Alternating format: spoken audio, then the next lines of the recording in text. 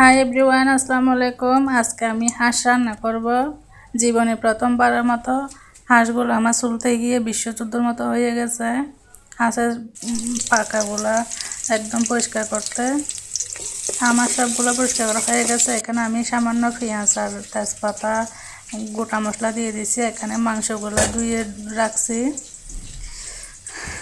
বাদ বাকি মশলাটা আমি ব্লেন্ডার করে রাখছি। পেঁয়াজ, রসুন, আদা এগুলা এগুলা আমি দিয়ে দিব। এগুলা দিয়ে দিছি আমি। এগুলা কিছুক্ষণ কষানোর পরে বাকি সব মশলা দিব। এখানে এক পাশে মাংসগুলো আমি ঢেকে রাখছি। আমি সব মশলাগুলো দিয়ে দিছি। মশলাটা কষতে থাক, তারপর মাংসটা দিয়ে দিব। মশলা অনেকক্ষণ ধরে কষাইছি আমি, এখন মাংসটা দিয়ে দিয়েছি। মাংসটা কিছুক্ষণ কষিয়ে তারপরে কয়েক টুকরো আলু রাখছি, আলুটা দিয়ে দিব। আলুগুলো আমি ধুয়ে নিচ্ছি।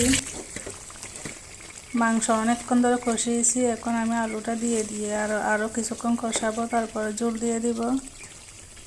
শর্টকাট রান্না।